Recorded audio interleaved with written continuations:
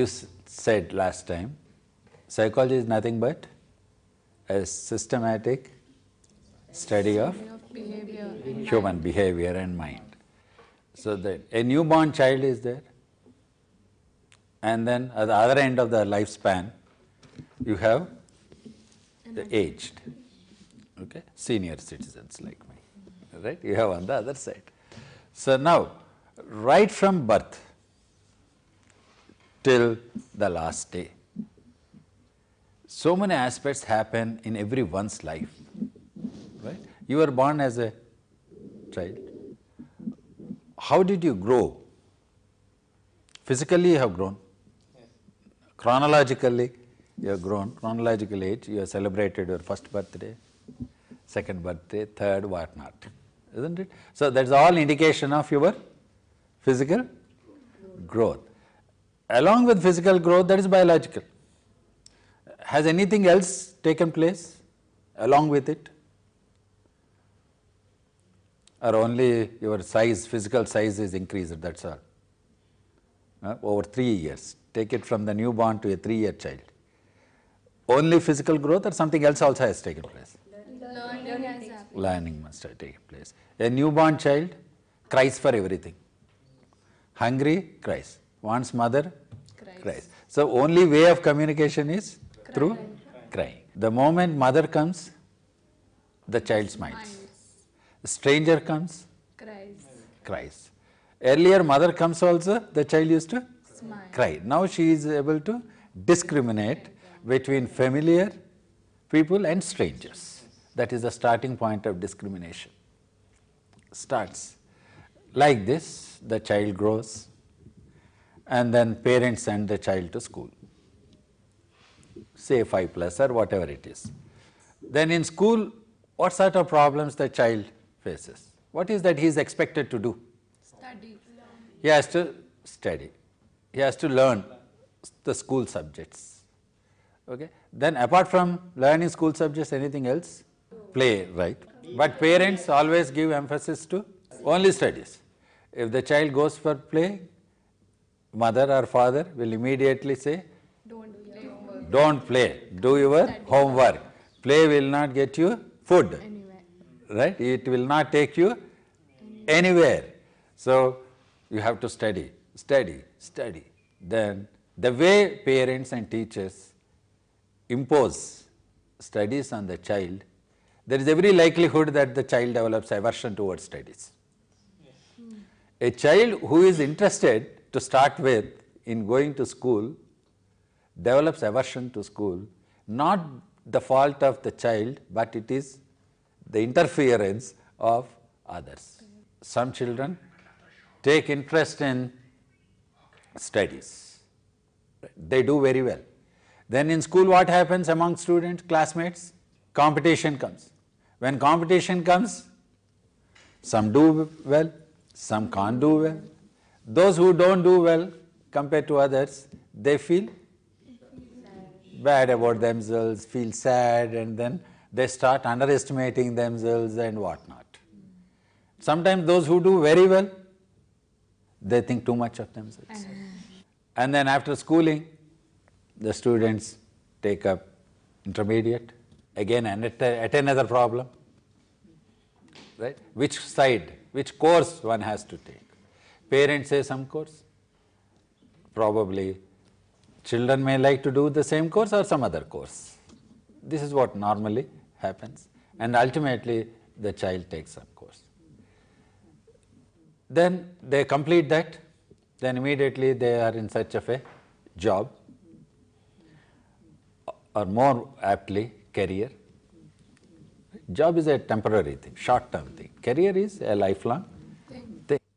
Okay, so they opt for a career. Then after taking up a career, they will have to perform well in the job along with other colleagues. So there's some people are happy, some people are not happy, some people get promotions, some people won't get promotions, and whatnot. And then they come to the middle age, then they would like to acquire all properties, right? They want to become strong in their career, they want to strong on the familial side, and by that time they become parents. From here onwards the role changes, and then competition, then bringing up children, their studies, whatnot, again the cycle starts. So the entire lifespan, is there any area where psychologist presence is not required? Even for aging, even for aged people, the help of psychologists is required, or the knowledge of psychology is helpful even for the aged. How to adjust during aged?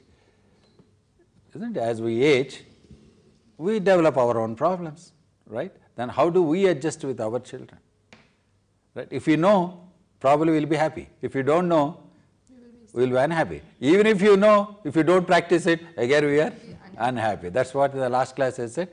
Having knowledge is not sufficient, but you have to apply it to us. Practice it. That's more important. So then, in the last class I said, there is no field where psychology is not relevant. Today I am saying, in the entire lifespan of an individual's life, there is no period where psychology is irrelevant. Right? So in individual's life, all through life, psychology is very important, and likewise anywhere psychology is important. Then do you think all people are happy? No. They are not. And you may be seeing some people who have some disturbances, mental disturbances, etc. Right? So then there are different roles the psychologists have to play in the society for helping people to be happy and to lead a quality life.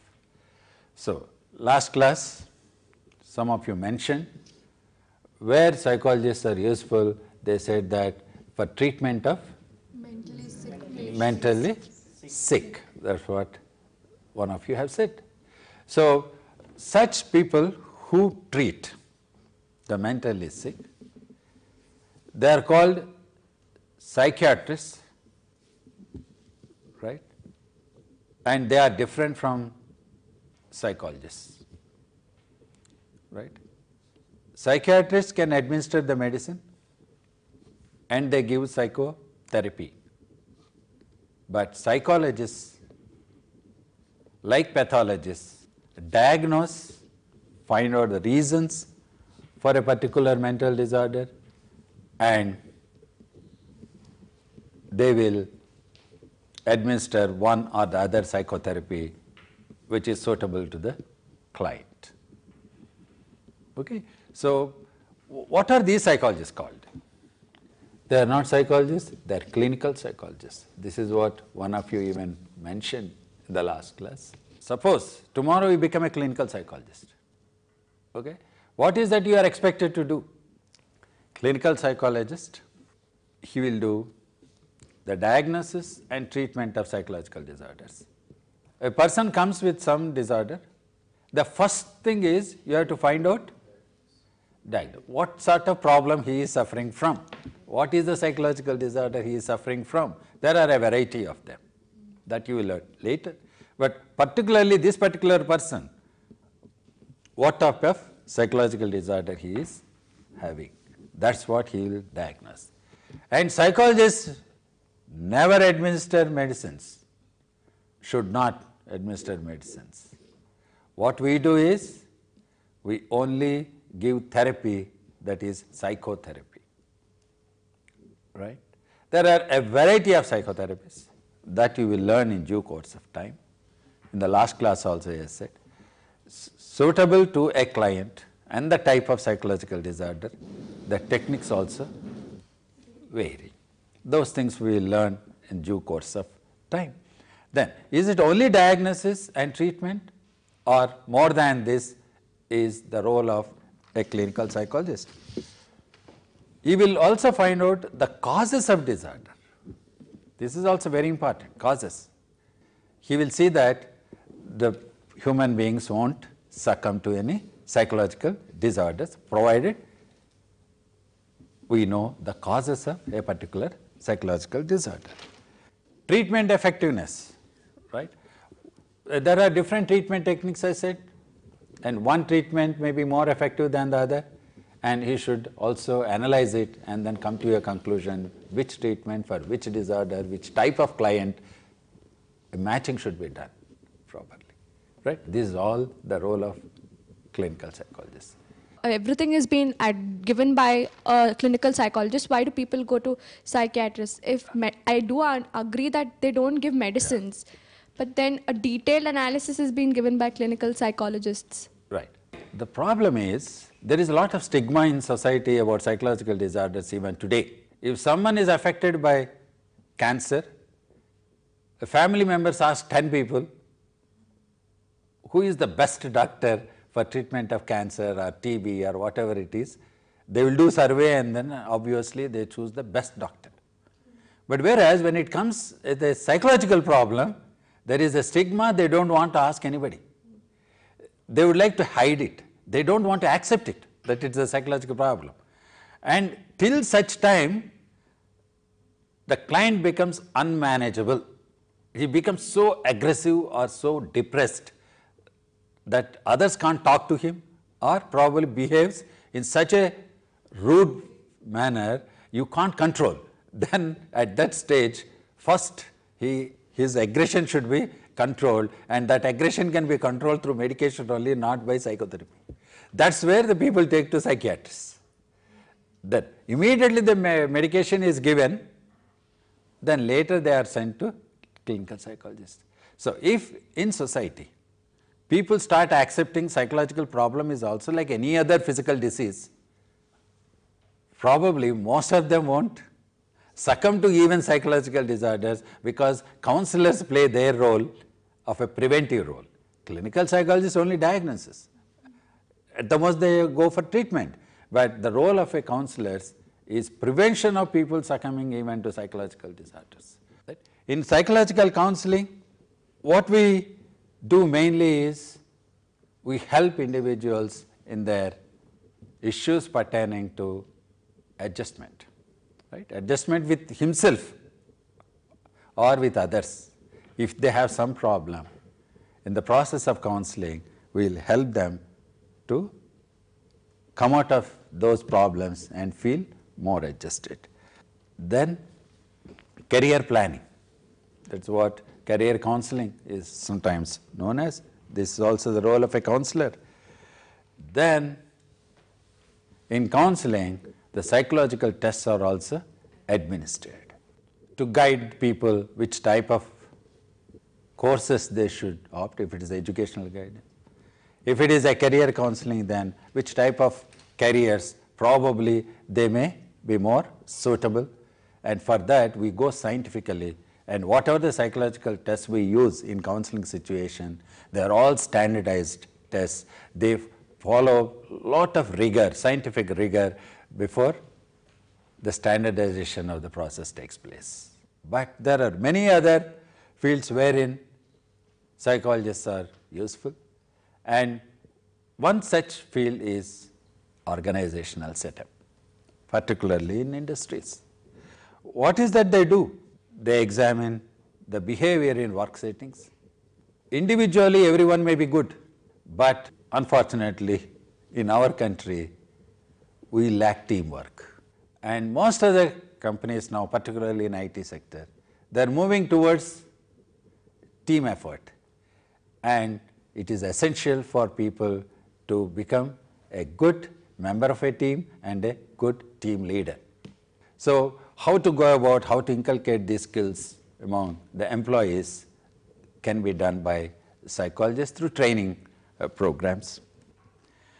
And also, more often, people during the period of unemployment, they get worried till they get jobs. They are very enthusiastic in the first 4 or 5 years, whatever the career they opt. Afterwards, they think that it's boring. Morale will go down.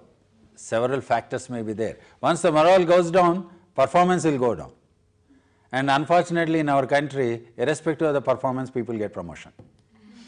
Right? If it is promotion and increments are linked with the performance, then it is different. But okay, in our country, that is the situation as of now.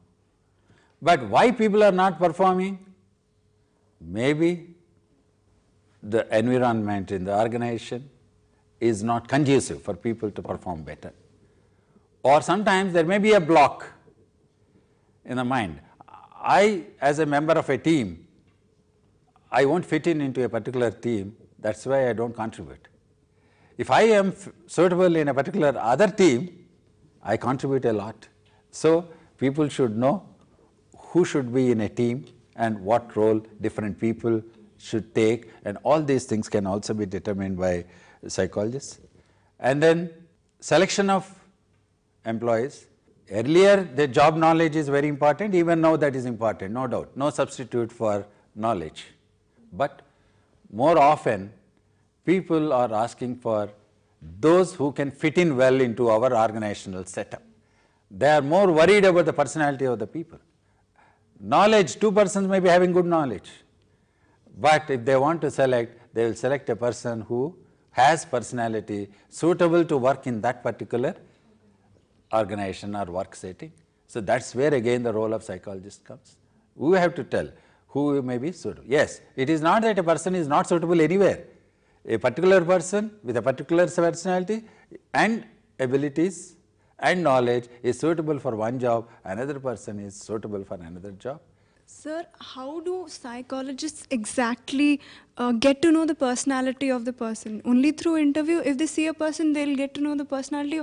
What exactly is it that psychologists do when they are selecting employees? How do they know the exact personality or nature of the person? Right. This needs a very big class, and then it is too early for me to answer. I am happy that you are very enthusiastic and asked the very right question. There are many ways and not one method. Depending on the complexity of the job, we employ more than one technique to understand the personality of the individual. It could be interview, it could be group discussion, it could be administration of psychological tests, all together. There are different ways of selecting. And this another interesting thing is, in organizational psychology, the development of machines and tasks fit human capabilities. You must be seeing the cars coming with gears. Some of you are familiar with different types. Why here for some cars? Because this is the research is going on, and probably having gearbox here is more convenient for drivers. Okay. So a simple example I am giving.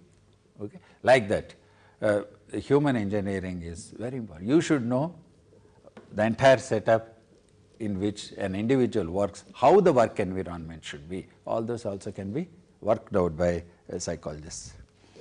And then in schools, psychologists are required. Right? What do you think in school the psychologists do? Is there any role for them? Yes, no school employed, or probably very few schools employed, but teacher himself or herself can be a psychologist or a counselor actually. That role teachers should play. So what is that they do? Curriculum and then instructional research. How the curriculum should be there for a student, right? It should be interesting all through. After first month they should not get bored. So what is to be done? Any amount of knowledge is given. If you don't train him properly as a human being, then you may be making them literates but not educated. Then teacher training, how teachers in schools should deal with the students, and then how they should communicate the subject matter, etc., etc. And then you have at another field called the cognitive field, wherein most of the people ask how to improve memory. Memory is a very important thing. So we have cognitive psychologists who study information processing, and then the memory processes and problem solving and language acquisition. That's what we call psycholinguistics, etc. And at another field nowadays is given prominence is behavioral neuroscience, wherein examination of brain and hormonal processes that underlie behavior.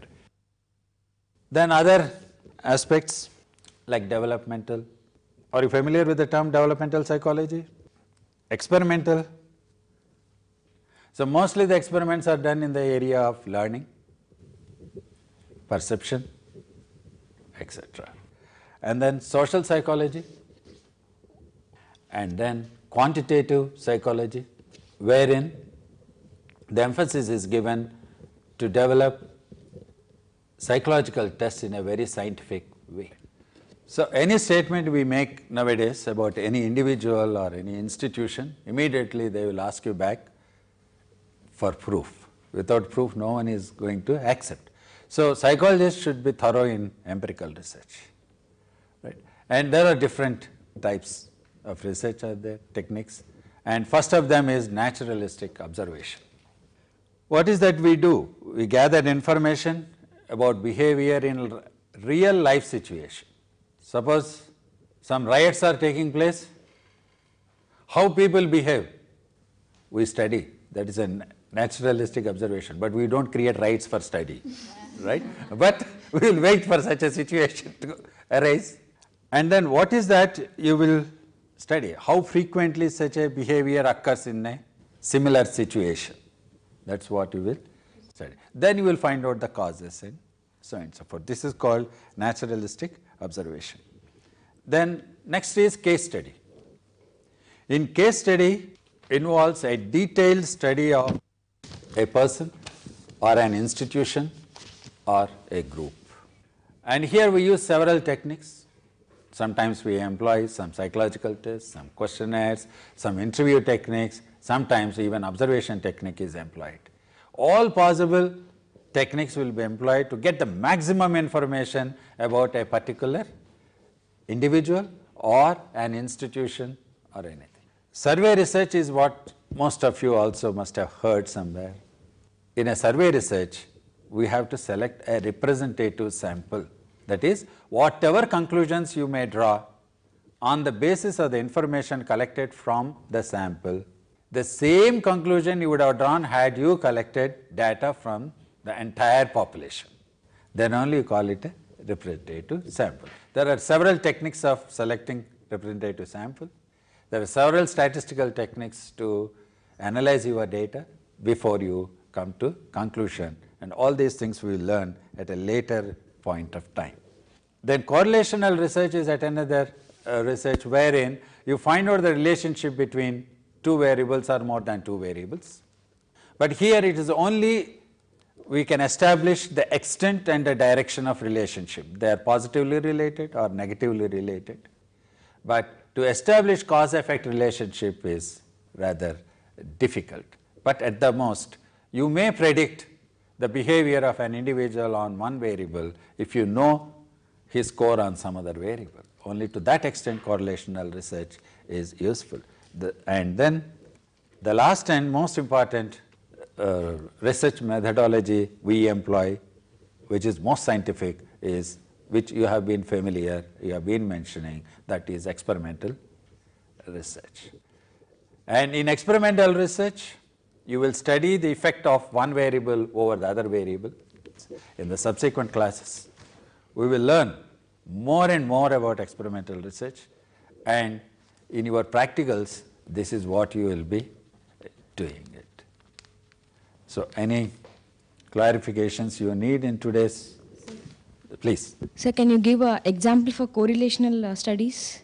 If you take any two aspects in a life, right? Now, today onwards, before you ask a question, you think first. You will find an answer. If you don't find an answer, I will answer. I don't want to escape from it. You think over it, you read what is the meaning of correlational research, you come up with the example in the next class. If you fail, I will give you the answer. Is it okay? So that's how only we should train. Asking is easy, you will get immediate answer. Then you will forget tomorrow. Instead, you start thinking and then spend time if it is required, and then really if you find an answer in your lifetime, you will never forget. So this is only a training I am giving you, not to escape from answering it, okay? Counseling, sir, as you mentioned, at present days, we can say that shrinks are counselors. This is the term which is very often used, and even in the papers we get to see this actor has referred to this shrink. So shrink is an example of a counselor. Can we say that? This shrink means how do you? Very often we say, I visited a shrink, and the shrink has counseled me. So can shrink be a counselor? They must have had some faith, and then they must have told something or advised something, and that must have happened, or they must have felt comfortable in their company, and that's why they may say they may be going. But psychological counseling is totally different, and particularly we should be careful when we use the term counseling. Let others use counseling as they like, but we should be very careful when we use the term counseling, okay? Next time when we meet, probably in lab, experimental lab, I'll do more in detail about the variables, controls, etc. And then you will be doing one experiment, and then rest of the things we will learn while you do the experiment. That is, experiential learning starts in your lab. Don't do any experiment mechanically, right? You do it with interest, and whatever you learn in lab is an experiential learning, okay? Right, all the best to you. Thank you.